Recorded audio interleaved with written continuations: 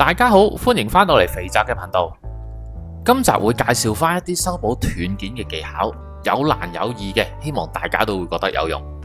如果你係第一次瀏覽我嘅頻道，我嘅頻道就係主要介紹一啲做基本模型處理嘅手法，同埋一啲我自己做改裝模型片段嘅分享。同時我亦都有做模型代工嘅，有興趣歡迎 PM。對呢類影片有興趣嘅朋友就記得訂閱啦。上個禮拜嘅 live 大家都見到噶啦，咁我就砌咗呢一隻1:550嘅 GP03，其中有一個尾位嘅部件就因為唔知道乜嘢嘅原因啦開箱嘅時候就已經斷咗啦。原本就應該係咁樣卡喺個尾位噴射器嗰個位置度嘅，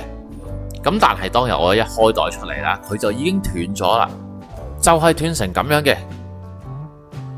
其實咁啱，因為佢有另外一個部件需要組裝上去，所以就算唔將佢黐翻埋一齊呢，都可以好似咁樣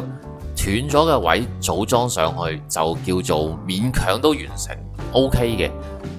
咁既然遇到個咁嘅問題，我又可以借啲意順手去示範一下一啲比較冷門少少嘅處理技巧啦。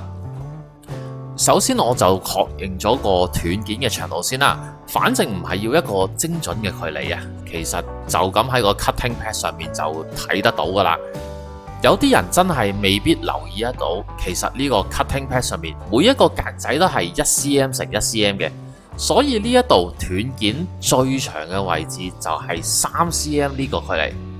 好彩嘅就係話，另外一邊個件完全係一模一樣，而唔係左右對稱嘅。咁我今次就可以用一個倒模嘅方法去重新做多一次呢個斷件嘅部分，亦都可以叫做模擬一下，如果你斷咗個件，仲要俾地板精靈君食咗嘅話，可以點樣去處理嘅？上次 A to Z 跟頭入邊，我係做過一個用軟身模具去做倒模嘅過程，今次呢，就係會用硬嘅膠模去做一個倒模嘅動作。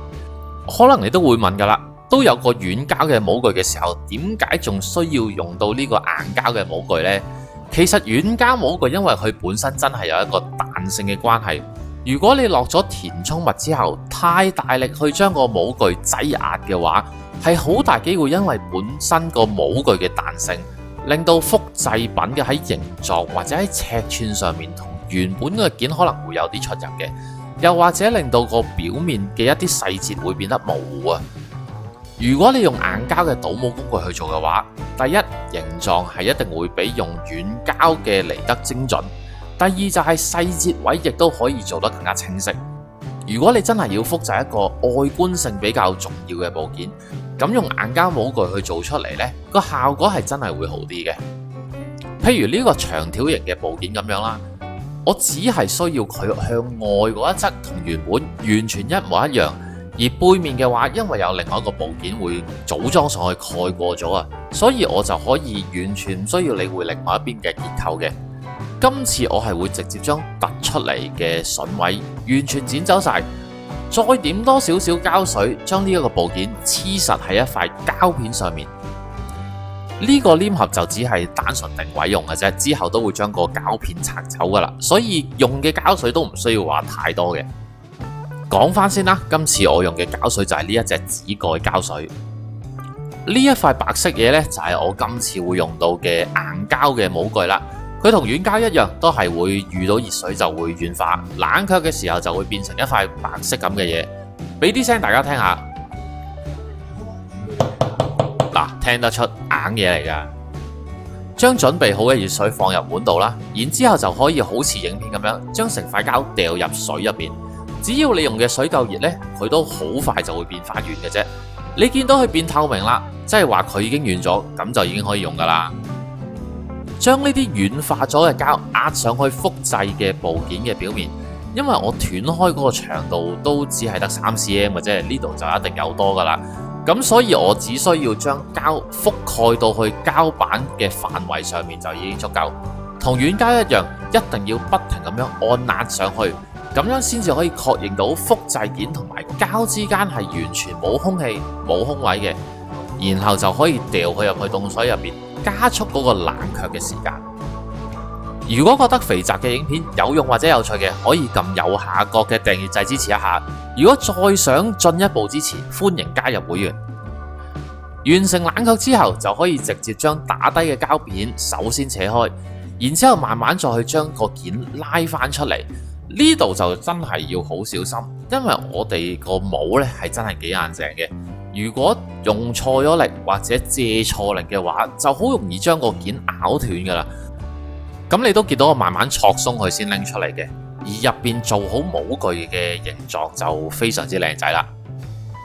呢度就講一講，其實硬膠帽具係對新手比較唔友好嘅一個帽具，因為真係唔係每一個形狀嘅件都係適合用硬帽去複製嘅。我之前就試過將卡碧尼嘅浮游炮想複製多一粒出嚟，因為本身嗰個係斷咗噶，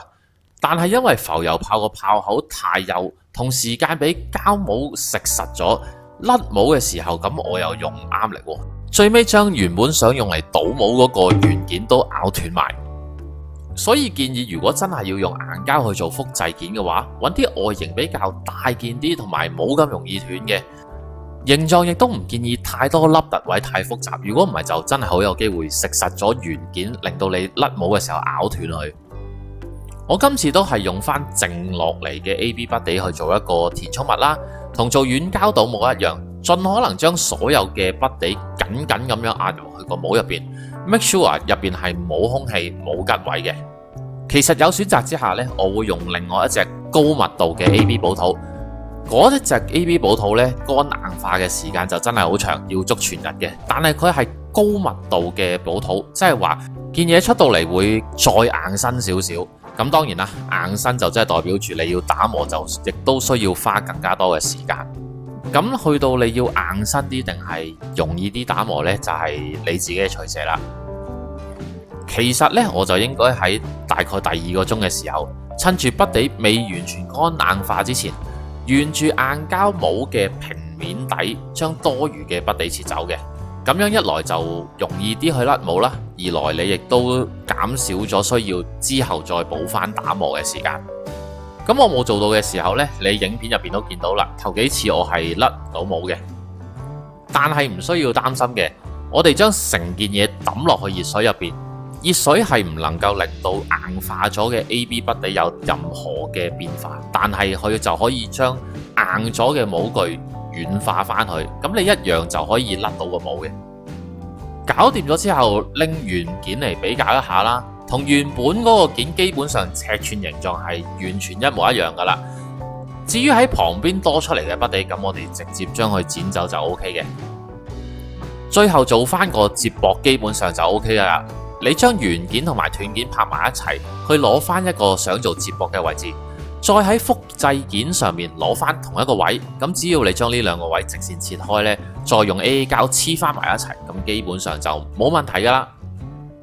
其實我就用咗另外一個比較再多啲細節位嘅部件，用呢個硬身嘅帽具去做一個複製。大家見到出嚟嘅成效就係咁樣，雖然都仲係有啲位係模糊不清，但係比較起用軟身帽具做出嚟嘅成品，用硬身帽具倒出嚟嘅複製件，細節係明顯可以清晰好多嘅。跟住落嚟要介紹修補嘅處理方法呢，就應該大家有興趣好多啦。既然今次我揾得翻個斷件啊，咁最好最乾手淨嘅當然係黐翻佢上去啦。所以就介紹一個黐件同埋無縫同時做到嘅一條龍方法，大家就應該會有多啲興趣啦。仲要呢個處理呢，係數組都啱用嘅。首先我哋要準備一個有蓋嘅樽仔，就真係大概係呢一個咁樣啦。之後我哋就喺原件本身嘅框上面剪一啲碎粒落嚟。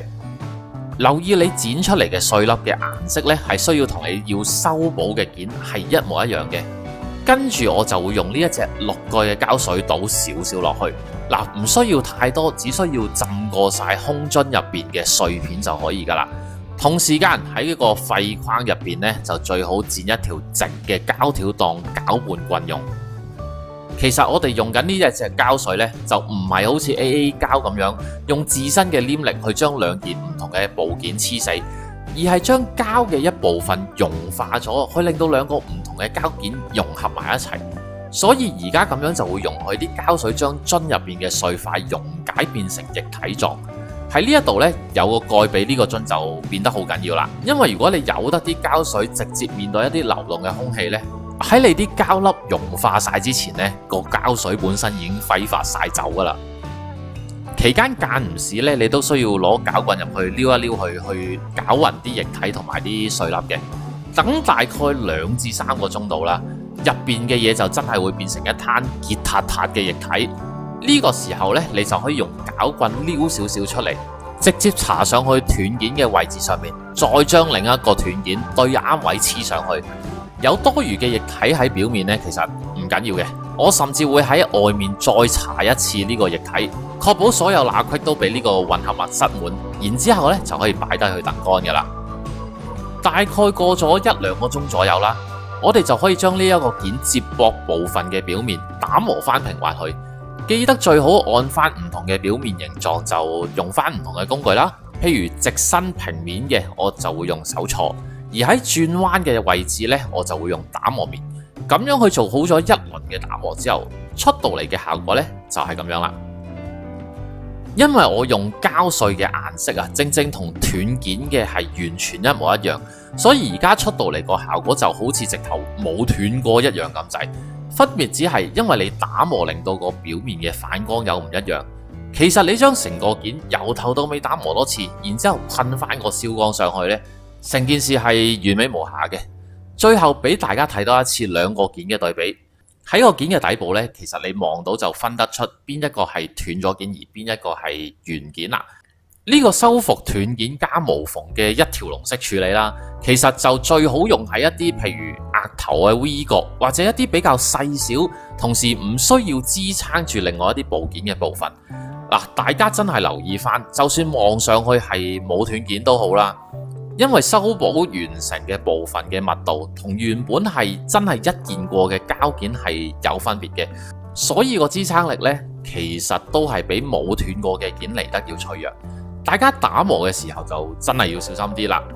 唔好用錯借力點做支撐。如果唔係呢個部分，結果都係會斷翻開嘅啫。另外用呢個方法去修復斷件呢，顏色上面可以跟翻原本嘅件係一模一樣，所以甚至唔需要話特登補翻個噴油去做咩遮蓋啊成嘅，就超級適合素組嘅朋友去做。你最多都只係需要用個燒光統一翻個反光面就 OK 噶啦。咁但係唯一嘅問題就係講緊時間咯，可能你由頭到尾完成晒嘅話，都要講緊4-5個鐘左右。吹翻少少水啦，其實好多網友都有留言問我翻新工翻成點啊，同埋祝我新工順利。甚至有位師兄呢，應該係撈翻我個 live 用 PayMe 課咗少少金去支持，因為始終唔係 live 嘅時候收到，咁就唯有而家喺呢一度講翻句多謝啦。我錄音嘅呢一刻翻新工就啱啱1個禮拜，其實都多嘢要 catch up 嘅，所以今次呢條片我係分開咗好多日，逐少咁錄影、配音同埋後製。比起以前嘅影片呢，就真係可能鬆散咗少少，但係我都會希望至少2個禮拜會出到一條片，自己都會努力試下把握好啲個節奏，等成條片可以順暢翻少少。同埋今個禮拜日呢，都會開 live 嘅，希望到時見到大家啦。今日嘅片就嚟到呢度啦，如果有咩唔明嘅，歡迎留言，我會再詳細解答嘅。如果中意呢條片嘅朋友，記得 like、subscribe、share。訂閱咗之後，仲要記得撳埋個鐘仔，咁下條新片出嘅時候，你哋就會收到通知㗎喇。我哋下條片再見，拜拜。